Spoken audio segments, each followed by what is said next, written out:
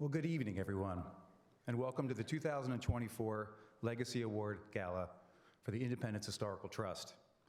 I'm Jonathan Burton, your Director of Development, and I'm extremely honored to highlight the impact that tonight's awardee has made on the City of Philadelphia, our region, and our national park as we get ready for the 250th anniversary of the signing of the Declaration of Independence.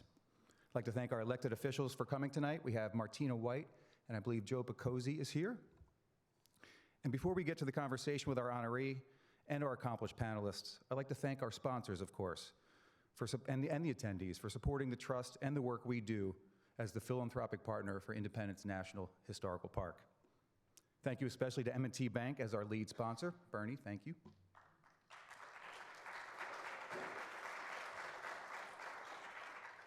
And please do page through your program book and take note of all the individuals and businesses that are helping to make tonight a success. I'd also like to thank our gala committee, led by my friend Richard Vague and his wife Laura. And thank you to the National Constitution Center, Vince Stango, and its staff for being tremendous hosts this evening. And in addition, the Trust could not achieve its mission without an extremely dedicated board of directors led by Bill Marazzo and staff led by Tom Caramanico. Will the board and staff please stand for me?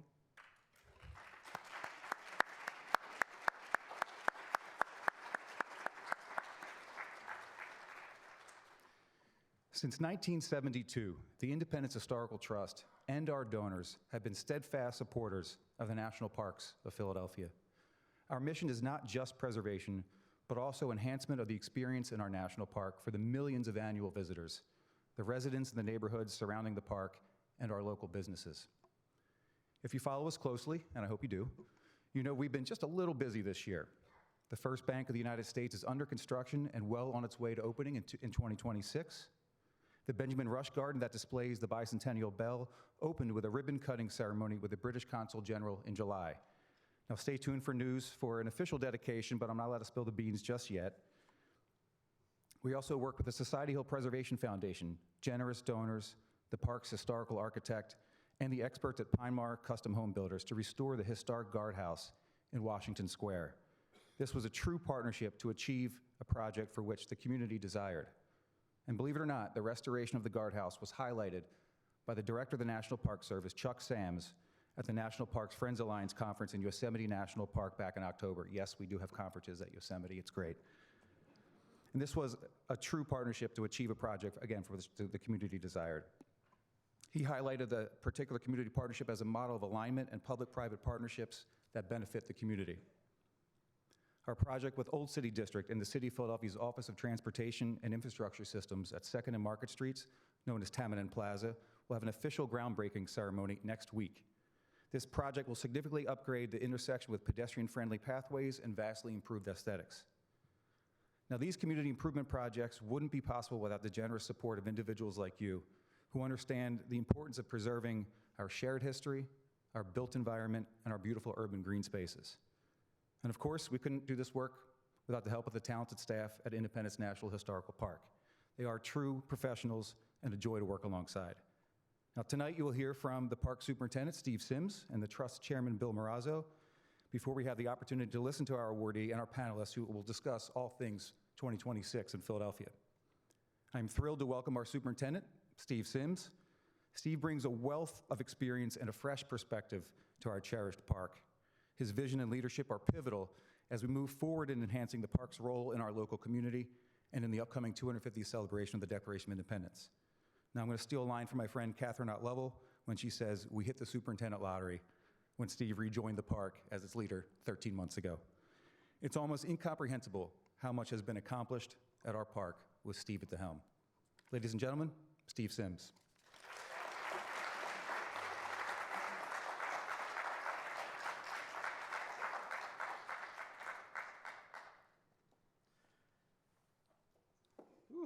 That was nice. Well, good evening, and welcome to the Independence Historical Trust Legacy Award Gala. First, some thank yous. To Bill Marazzo and the board of the Independence Historical Trust, thank you for your vision and steadfast support of the mission of the National Parks of Philadelphia. To Tom Caramonico and the staff of Independence Historical Trust, Maddie, Jonathan, and Natasha, thank you for your daily work, your dedication, always willing to say yes, and for your ability to get things done. To the National Constitution Center, for not only their daily work in educating the public about the United States Constitution, but making available this wonderful venue for us tonight. And to the Independence Historical Trust Gala Committee, thank you for all your work to bring us together this wonderful evening. So Philadelphia is one of the most meaningful and consequential cities in the world.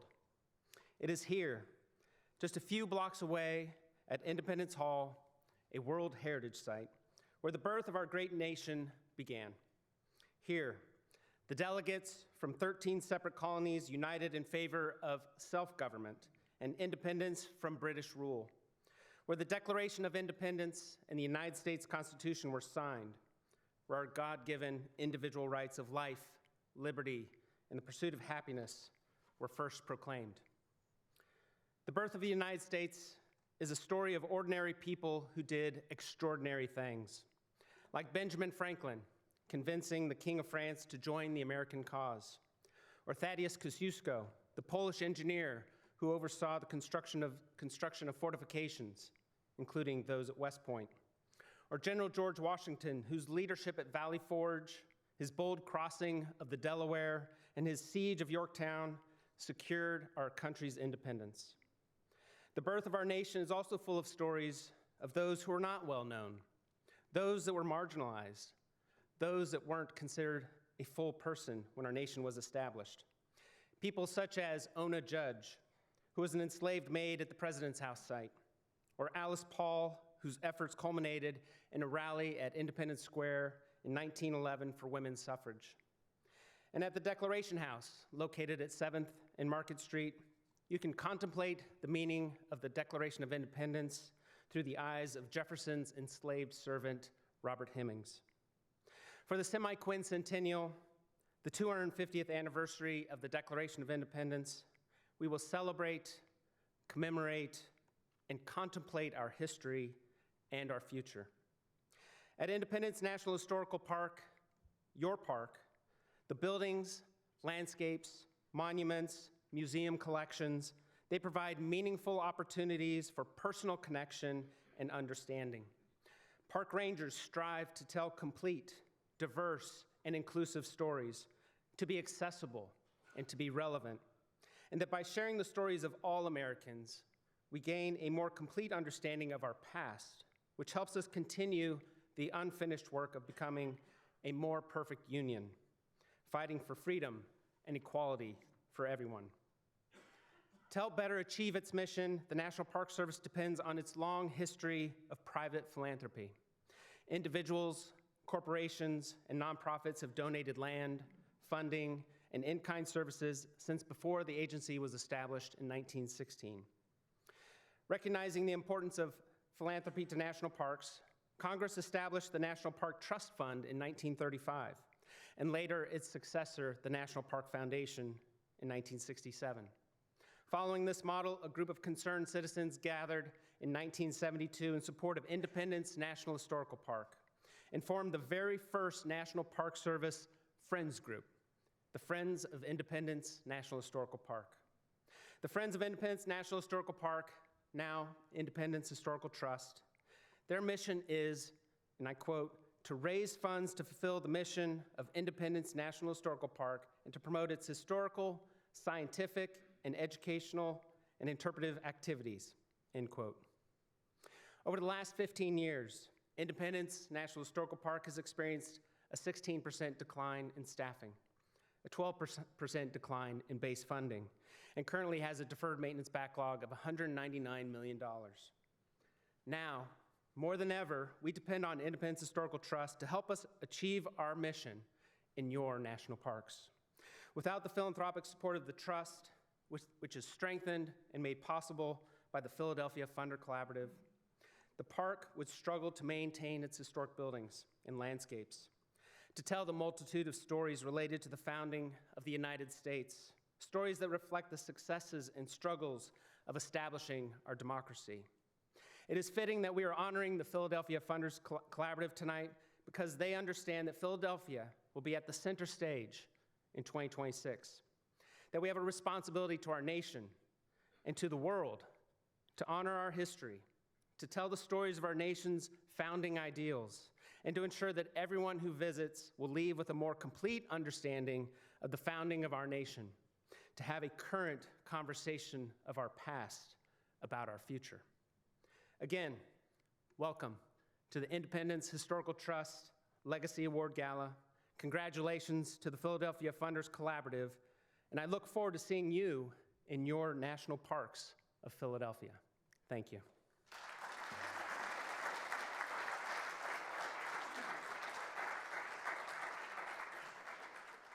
Thank you, Steve. I now have the pleasure of welcoming the chairman of the Independence Historical Trust to the stage, Mr. Bill Marazzo.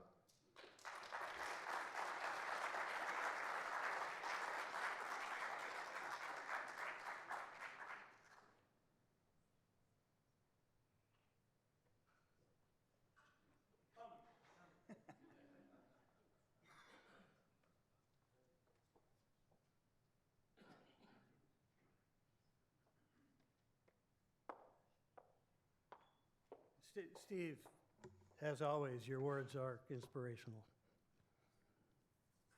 And your suit and uniform, just as good. Ladies and gentlemen, good evening.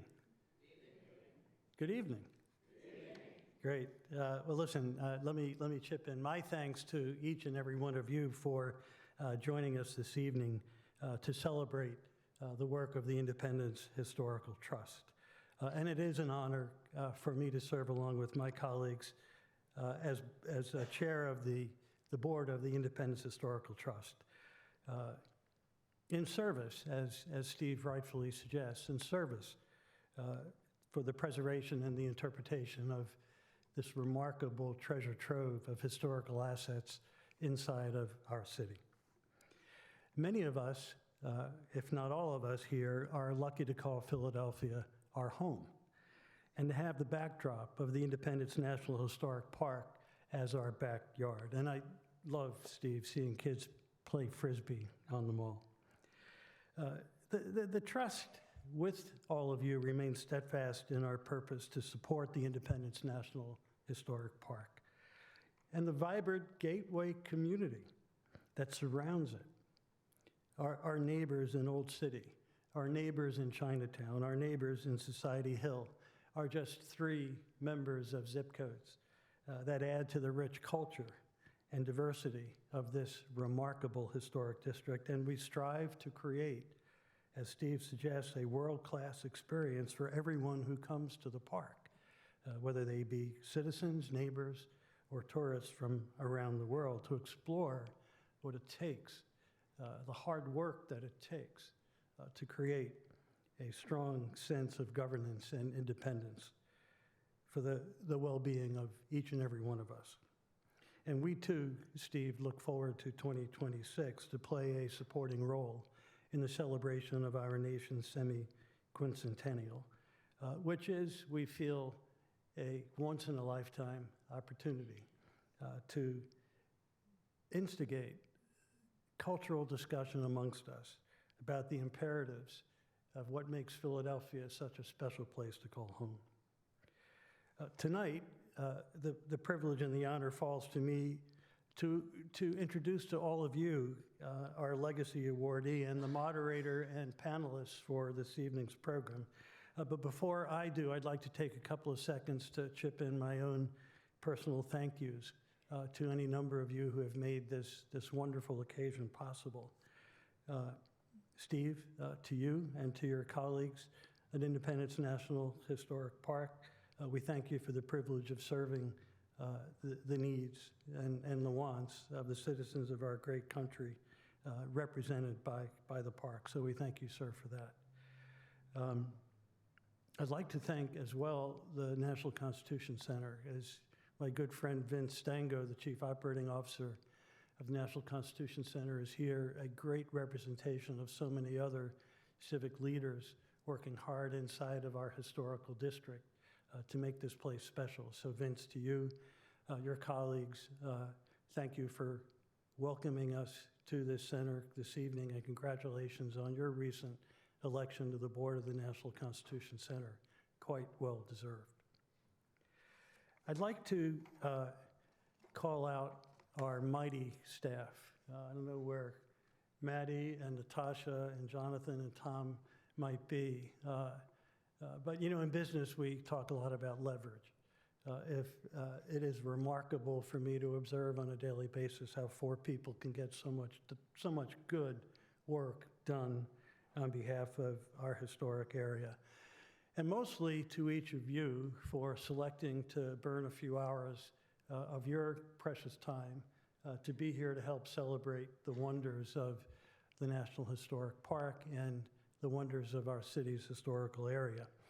I thank you for that. I thank you for your financial support.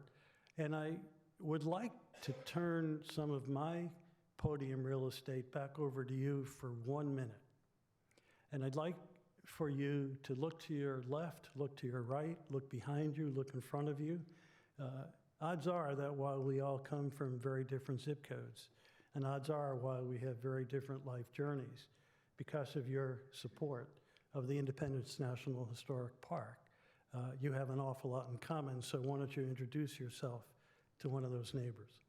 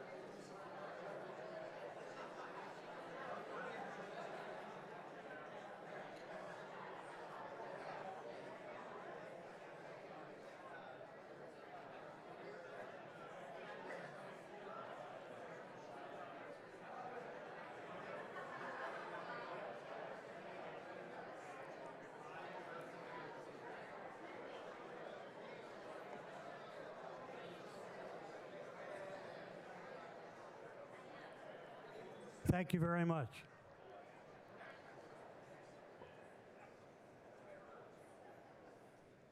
Thank you.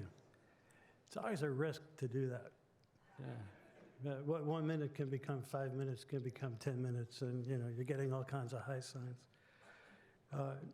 So, a word about this prestigious Legacy Award. It is typically given to a person, or in this instance, a collective group of Philadelphia institutions that exhibits outstanding vision, innovation, hard work, and extraordinary achievements on behalf of our city. This recognition pays tribute to the legacies of our nation, from what its founders talked about when they met here in 1776 to declare, as Steve suggested, themselves a free and independent nation from Britain, to the people who found inspiration here in Philadelphia in their fight for fundamental and basic human rights, and to those everyday citizens that fought then and are still fighting today for equality for all. So tonight, we have the distinct honor of presenting the Legacy Award to the Philadelphia Funder Collaborative for their vision for what the semi-sesquicentennial can be for each and every one of us as citizens of this great nation. This collaborative, consisting of the William Penn Foundation, the Connolly Foundation, the Pew Charitable Trusts, the Hamilton Family Trust, the Neubauer Family Foundation, and Comcast Corporation, have pooled their resources to fund initiatives that will ensure our city, our home, shines brightly during this very, very special celebration. And before I introduce the recipient of this evening's award, let me introduce to all of you this evening's program panel. The first is a person who I feel needs no introduction. She is a award-winning journalist with remarkable capacity as a dynamic speaker, trainer, program host, and reporter. And whether on or off air, our moderator this evening has engaged in discussions with some of the world's most dynamic personalities, people like Tom Brokaw, former British Prime Minister Theresa May, Equal Justice Initiative founder Brian Stevenson. Ladies and gentlemen, our host this evening, who will lead the discussion with our awardee and our panelists, is WHYY's Tracy Matasak.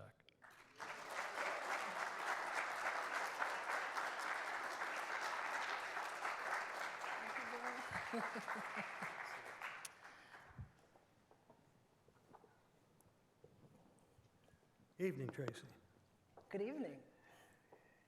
Angela Val, as president and CEO of Visit Philadelphia, is charged with building Greater Philadelphia's image, driving visitation, and boosting the economy through day and overnight leisure visitation.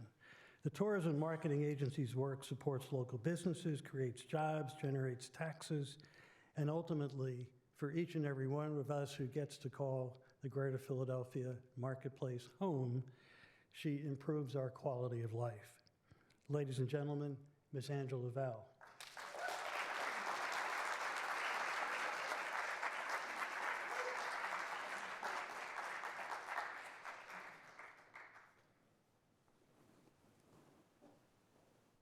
How are you, Angela? Good. Our next panelist is likely no stranger to any of you as well, spearheading the effort on behalf of our city's mayor. Michael Numis was appointed by Mayor Sherelle Parker as the 2026 director for the city of Philadelphia for this remarkable occasion. Throughout his career, Michael has made significant strides in both for-profit and non-for-profit businesses. Previously as head of impact at FS Investments, which I suspect you all may know as a nearly $100 billion asset management firm, he drove philanthropic and civic initiatives and led the FS Foundation. His prior leadership at Visit Philadelphia, do you guys know each other? A little bit. Was instrumental in energizing the local economy and supporting small business, frankly, especially after and during the COVID pandemic.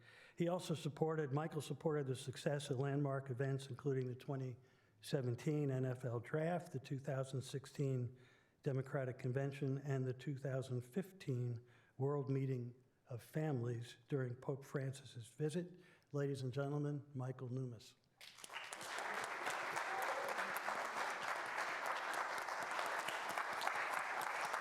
Thank you.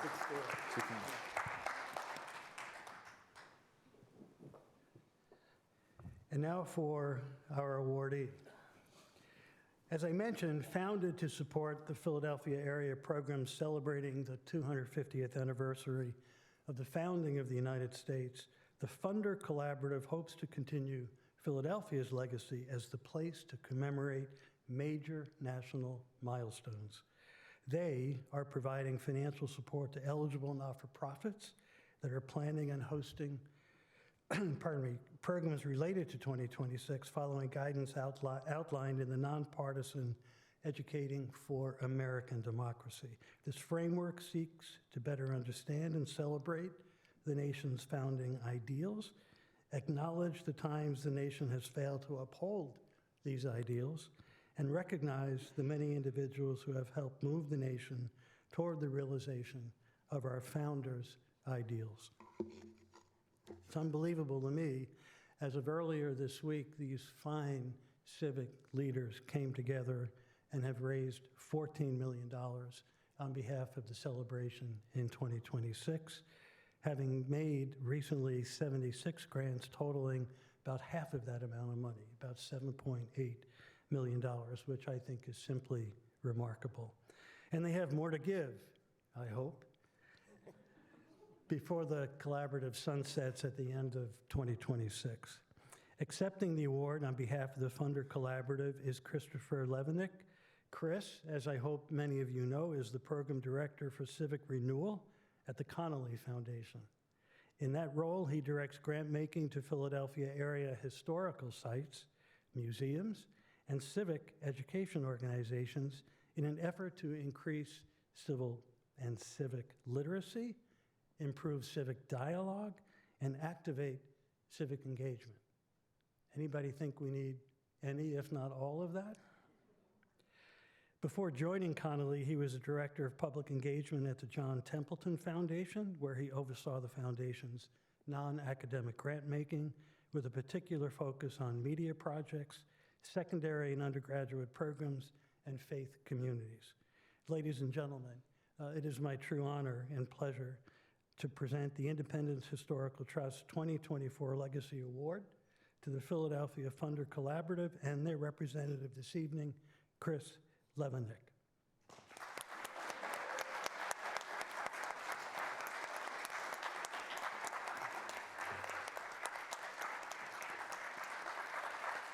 All right. Wonderful. Thanks so much. Thank you. Thank you. All right.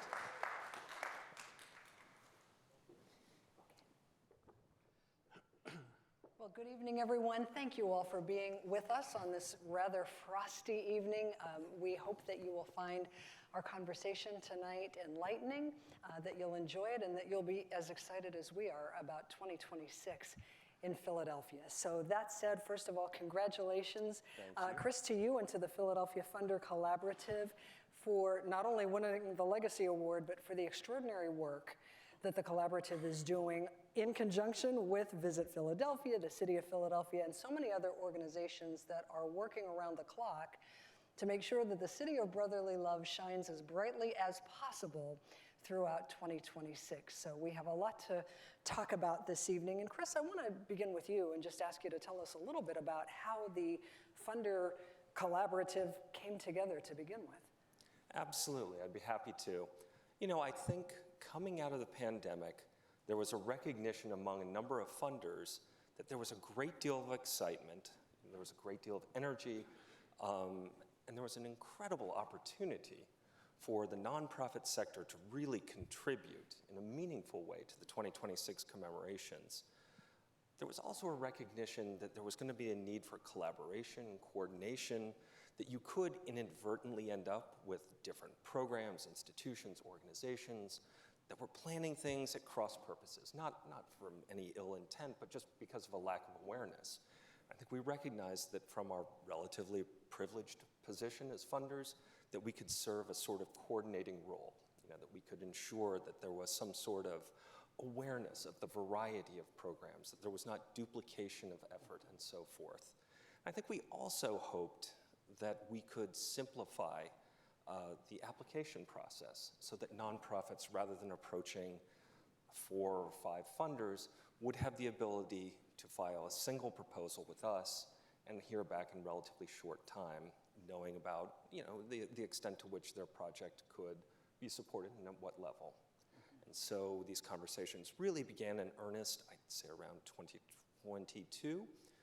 We publicly launched in August of 2023 with 4 partners and a total of $9 million in pledged commitments.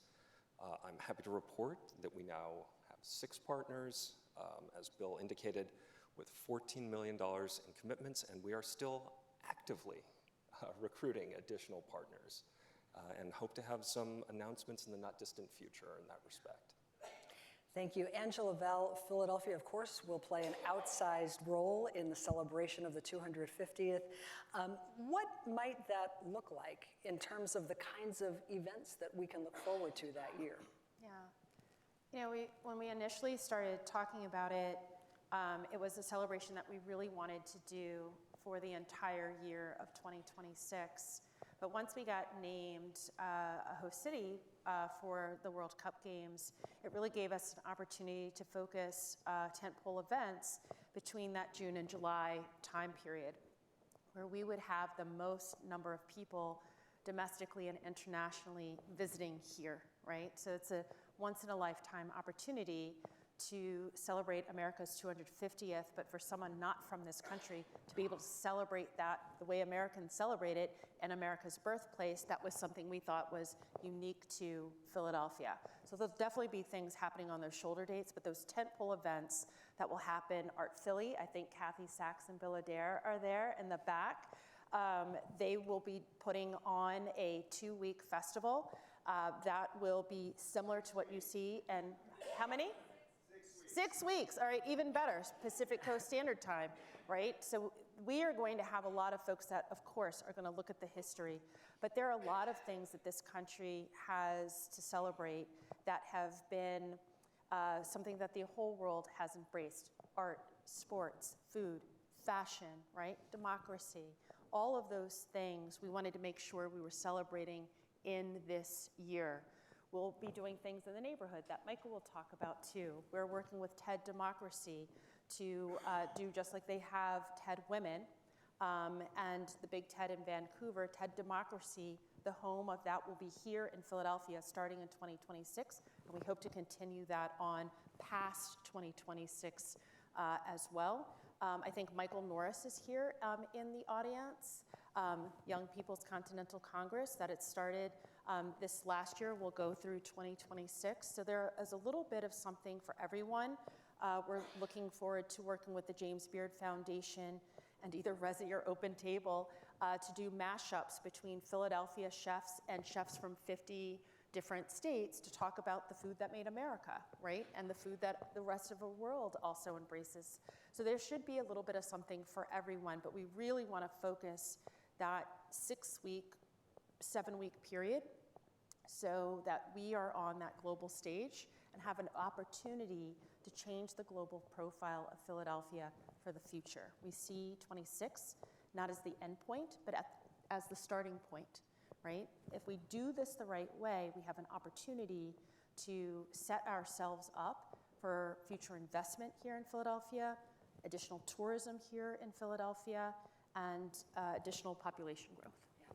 And before I move on to Michael, just as a quick follow-up, we were talking earlier about how it's been sort of an embarrassment of riches for Philadelphia because there were so many events converging independent of the 250th Yes. that there was a real, to use your word, opportunity to capitalize on already having a lot of people here. Yeah, so I also used to work at the Philadelphia Convention and Visitors Bureau. They're our sister organization, and that organization is really focused on bringing in conventions and conferences and large marquee events. We plan 10 years out. So today, the Convention and Visitors Bureau is planning for like 2035 already.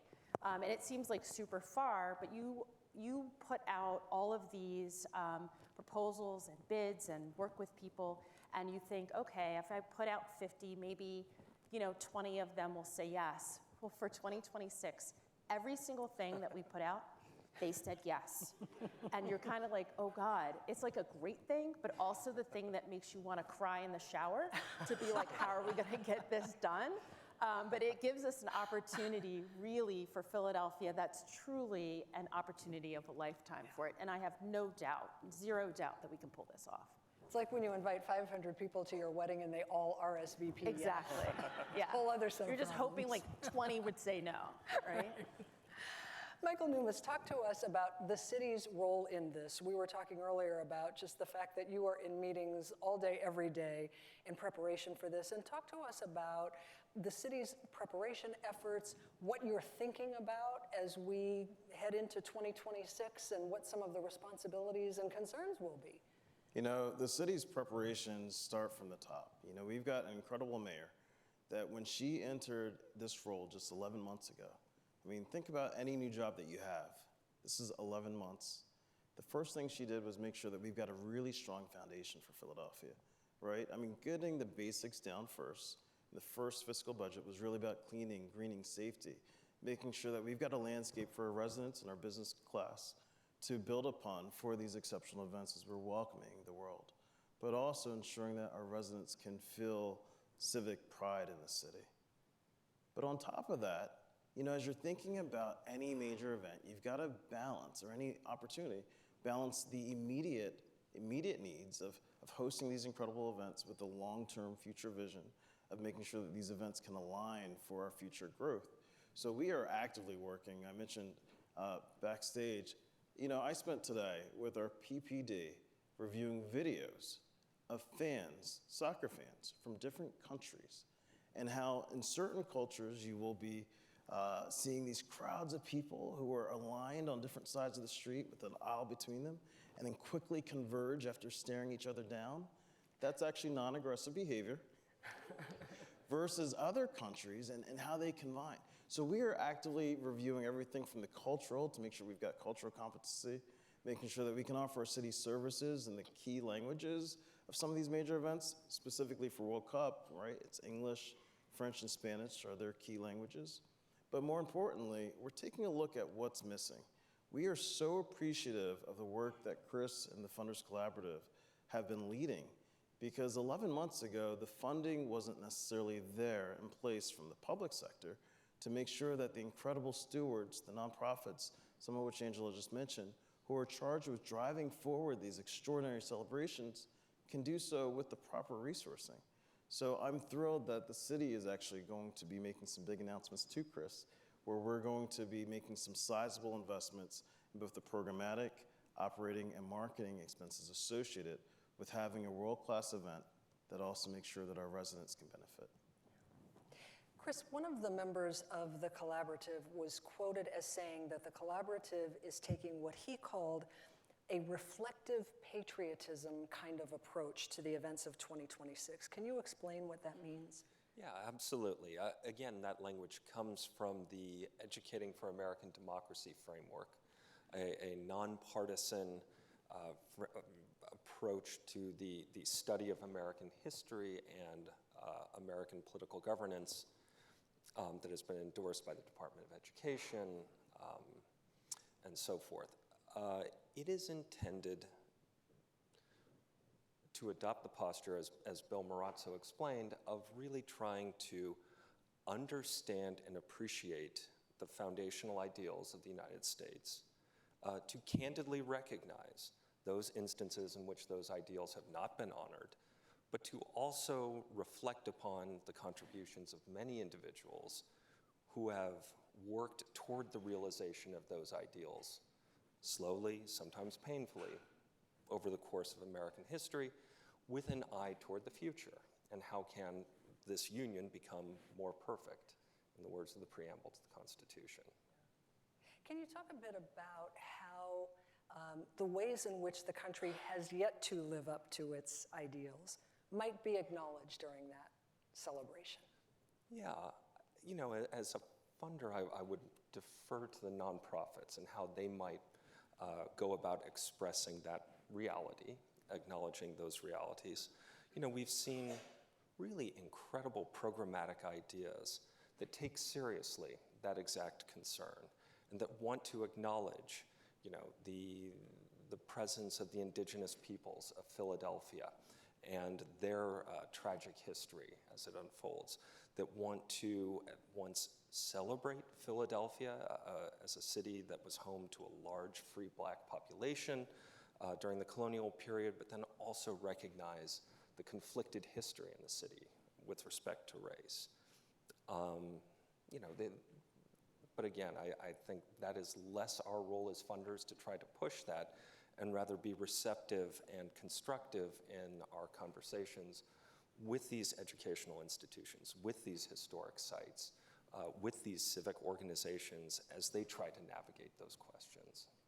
Angela, you mentioned a moment ago TED Democracy, and in addition to the sporting events and the fireworks and the entertainment, there will be a lot of conversations taking place around TED Democracy. You've been working closely with them. Can you give us a sense of some of the kinds of conversations that will be taking place? Yeah, we started this year in 2024 with fireside chats. And those fireside chats will help build momentum toward the large TED Democracy that will take place in 2026. And in 2025, there will be panel discussions around different topics. So we have, our most recent one was Moving Forward Together. Let's talk about what those hard conversations are and how to have those conversations together. We have talked about what it means to practice democracy every single day in your everyday life, right? That this is something, for it to work, that you must participate in. We think two things. It's not perfect, right? But one of the questions that has always been out there is democracy the right thing for this country? And although it's not perfect, it is something that allows us as the people of the United States to practice one of the things we love the most, which is to be independent. And to do that, we have to just participate every single day. For us, it is the one thing that makes Philadelphia different from every city in the United States. This is something that is uniquely us. It started here. We're the birthplace of this country and the birthplace of modern-day democracy. No other city can claim that. This is our opportunity to put a stake in the ground around that. If you ask most visitors, we do surveys every quarter, what place in the United States is most known for history, they're going to say Boston. I want for this to be an opportunity for us to take that back, to say that this is the place where America started, and that no matter how you got here, why you came here, whether you were already here, whether you came here against your will, whether you came here because you were persecuted from another place, every single person has contributed to the building of this country, and that is what we're trying to really celebrate and acknowledge here in 2026. This place is still a place of thought leadership, and it is a place where things are still happening. Philly oftentimes is just like, oh, it used to be this place. It still is that place. It's up to us to make sure that the world knows that part. TED Democracy is a media company at the end of the day. We're a marketing company. Partnering with them, let us leverage our marketing dollars. They have an audience of about 42 million people. So for us to get Philadelphia's name out in a bipartisan way to the world was the best partner for us. And I have to say to the foundations that came together for the 250th celebration, without your funding, there was no way that we could have leveraged the other money to get that to happen. So for us, your contribution allowed for us to leverage money not only from our own organization out of our reserves. You have to go to a board to say, this is what we want to do. It allowed us to go to the corporate community to get additional funding, and it allowed to go to our hotel partners for funding to make it happen. You know, Tracy, it's really interesting. You know, Chris, you mentioned the preamble and TED Democracy of telling the stories of our incredible history. You know, one of the things I love about this role is that you get to make sure that you revisit our history and share stories that were not always shared, right? Everyone knows the Declaration House, right? This is where the Declaration of Independence was drafted by Thomas Jefferson. Incredible, incredible institution, Seventh and Market. But not everyone always talks about where the Constitution, where the preamble was really penned, right? So just a few blocks, 4 blocks from 7th and Market, where the Declaration House stood a building that was incredible.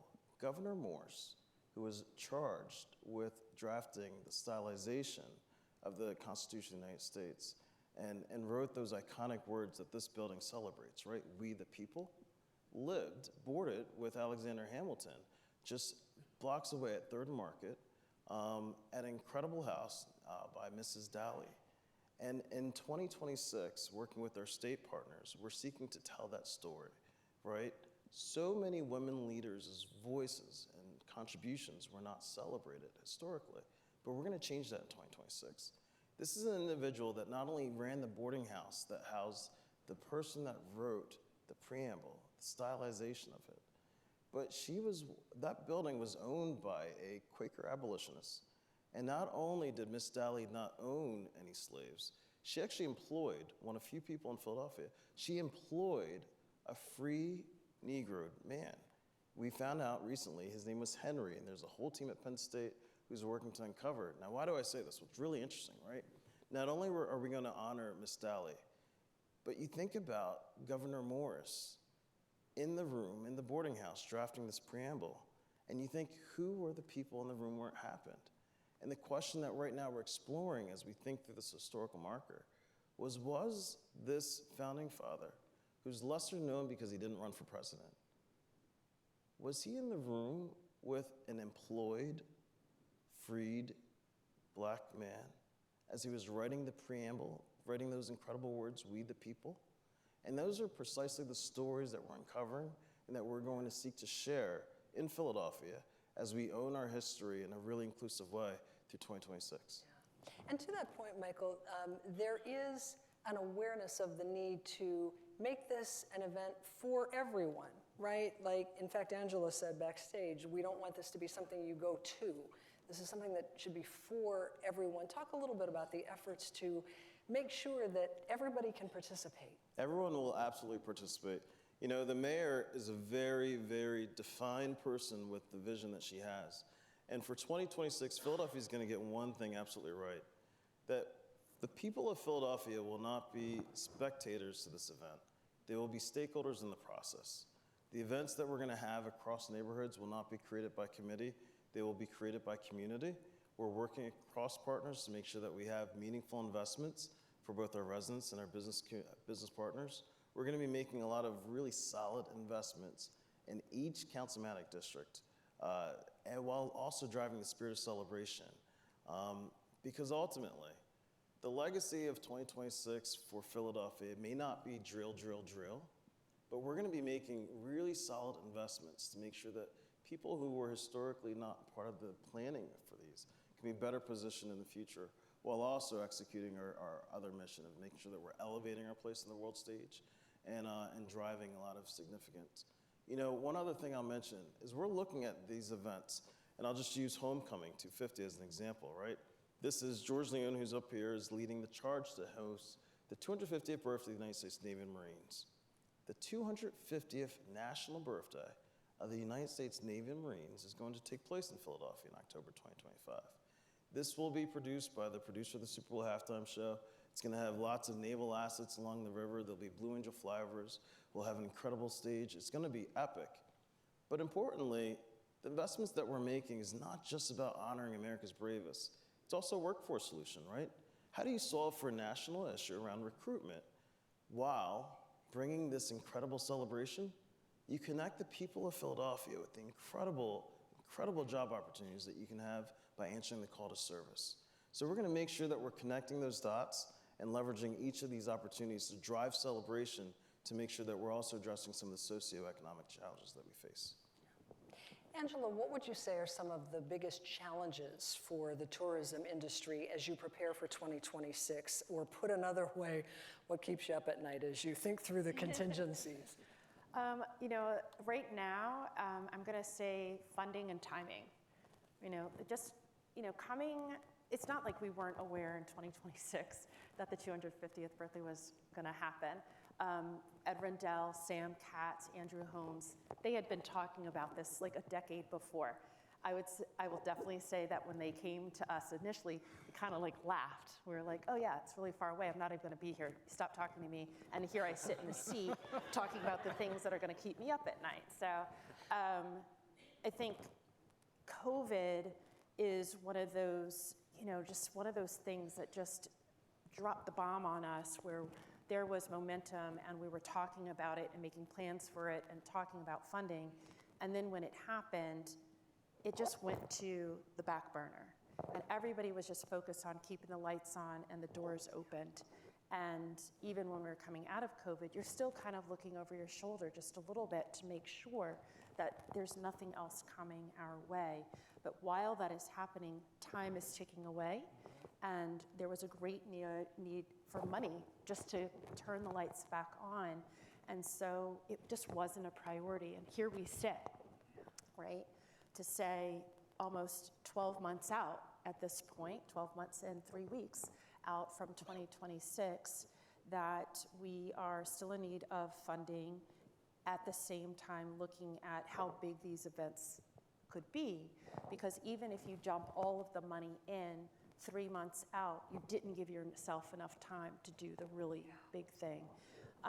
So we're trying to be respectful of what we want it to be, realistic for what we want it to be. So I think right now, my biggest worry is the money, and then shaping and making sure people's expectations are met around that, and that we don't squander this opportunity, because clearly it is ours to lose, right? Philly is at its best, I believe, when we are working towards something on a timeline. And if we just decide not to prioritize that, we have no one else to blame but ourselves for it. Michael, similar question. The challenges that the city faces, but also what are some of the biggest needs heading into 2026? Well, you're going to face challenges, funding, and we've worked arduously, and we're going to make some major announcements there. But one of the challenges that we face as I'm talking with some of our regional partners and at the federal level is, how do you inspire a spirit of celebration at a time when our country can sometimes feel a little fraught, right? And we're looking at that, and you can't lose sight of that reality, but you also can't let that give us a reason to not celebrate all that brings us together. And that's precisely the slate of offerings and the unique value that Philadelphia is offering to folks through this celebration. So we're going to make sure that no matter what, Philadelphia remains the most welcoming destination to all, and that while we can acknowledge that we're all coming from different paths, we're also going to acknowledge the incredible privilege it is to live in this country. Chris, there have got to be lots of organizations that are interested in participating in holding events, and I know we've touched on this a little bit, but just give us a sense of the kind of response that you've gotten from organizations who are applying for some of that funding, and sort of what you're expecting that to look like. Yeah, since our public launch 15 months ago, we have received something like 300 applications, spanning the gamut from large organizations like the National Constitution Center to really small, mom and pop nonprofits, all of whom have really exciting, innovative ideas.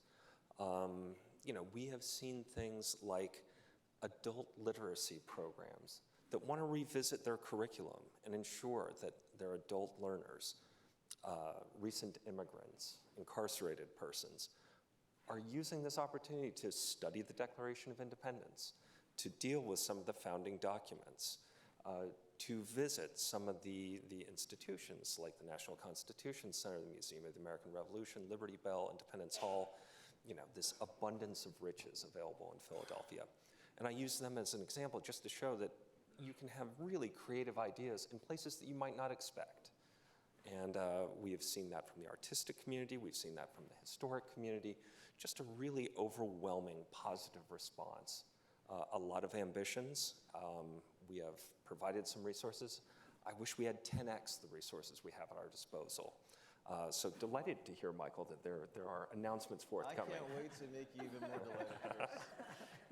If you'd like to make news right now. I'm tempted, but I'm going to sit on my hands. Angela, we were discussing this backstage as well. Is there any way that you can game out how many people you think will be coming through the city in 2026 for these events? What kind of revenue this could generate for the city? And ultimately the ways in which it can put Philadelphia on the map, which is not to say we're not already on the map, but to really raise the profile. Yeah. I'm going to speak on behalf of the Philadelphia Soccer 2026 Host Committee. They just did an economic impact study, and I think there's a couple articles about it last week. They are expecting around $770 million in economic impact. That would generate roughly about, I think, $50 million in local taxes here for Philadelphia. We're expecting around 500,000 people over the 40 days from about June 15th through like July 4th, July 5th time period.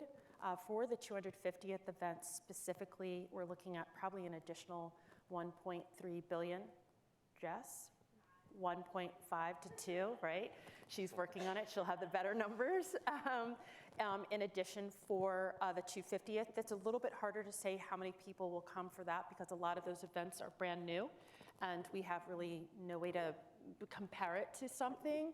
But I think what the most important thing for everybody to know is that when we bid on large events, we understand that they will be taxing on our community, on our infrastructure, on our foundations, as well as the business community. We understand that there's an incredible amount of need specifically in Philadelphia, but we also understand the opportunity that these large events present to us, which is why they don't happen every single year. We go 5 years, 10 years before these things happen. You have to raise an incredible amount of money to get it, and then an incredible amount of money to do it. And we ask the city to step up and to take some of those other dollars that might go to some of those quality of life issues, education, those types of things, and put it into this opportunity. And I'm going to give you an example of when you're intentional as a city, how it can work for you, right? And I think Philly does a really good job of getting the event. We do a great job of making sure that event goes really well. Our police officers are asked to go to other cities to teach them how to do things, just what Michael was talking about. Who watches videos to see how a crowd would react? We do, right? But what you really need to do is think about that money that comes from the economic impact, that additional $50 million. Instead of it going into the general fund, what we should be thinking about is what do we do with this additional money, right? And I'm going to show you Atlanta. 1986, they host the Olympics. You know, back in the day, Atlanta was like a sleepy little southern city, right? At that time, their population, I have a little ratty piece of paper, I'm not going to mess up the numbers, had 2 million people in greater Atlanta. And this was before 1996. As of 2019 or 2020, greater Atlanta's population is 5.2 million. Atlanta's airport is the largest and busiest airport in the United States. It is home and hub to Delta. They took that additional money, expanded their highways and roads. They put upgrades to their public transportation and spread that transportation out into other areas.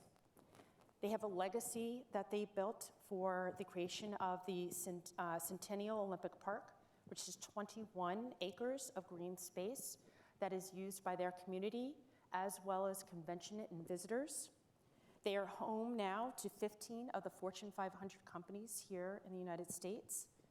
And for 2026, they will be building the Beltline, which will connect 26 neighborhoods to make it walkable. That's intentionality. That's how you change a city. That is why you do large events. So that is what I hope comes from here. So when I said initially it's a starting point, it is only a starting point if you decide that this thing is how I'm going to get to the next thing. If you don't think about the next thing, you should not be doing this.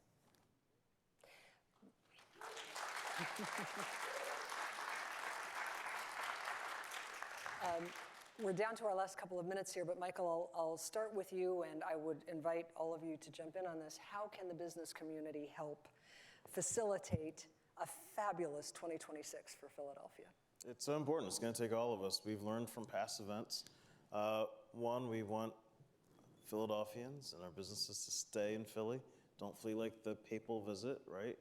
We also want people to have a positive disposition and to be a part of championing the positive aspects of this opportunity. In Q1 of 2025, we'll be announcing a lot of economic opportunities for businesses, for those smaller institutions that may want to compete for bids.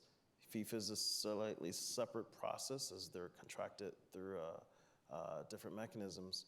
But the city of Philadelphia wants to make sure that our businesses are very engaged. We'll also be working with our chamber and the diverse chambers to align around, as we get through some of these big events, what are some of the socioeconomic solutions that we can collectively work to singularly focus on and move forward and address. And Chris, I'll start with you on this, and then 30 seconds or less, I'll ask each of you to finish this sentence. 2026 in Philadelphia will be successful if? Capitalize on this once-in-a-generation opportunity lean in, all partners, whether nonprofit, philanthropic, corporate, public. If everybody steps up, this could be epic. Angela? It'll be successful if everybody that lives here and works here also stays here when all these other people come. Don't go to the shore, right? We sell a vibe, we sell the people. A city is its people first, right? And what we're really selling is this place and its people. That's what people are coming here to see. So we want you to stay here and consider yourself part of the host committee. This is your house, pretend it's Thanksgiving. We want everybody to be here. Welcome to the party. Michael? It'll be successful if, years from now, a new generation is sitting where we are, and they reflect back and say that our region, our city, our people are further along because of the decisions that we made leading into 2026 and the investments that we made as part of that. So, on that note, please join me in thanking Chris Levenick, Angela Vell, Michael Numis for being a wonderful panel, for giving us lots of reasons to be excited about 2026. Thanks to all of you for being with us tonight. There is a lovely dessert reception after this event, so we invite you to join us for that. And in the meantime, we wish all of you a wonderful, restful, healthy, happy holiday season. Thank you again for being with us. Have a good night, everyone.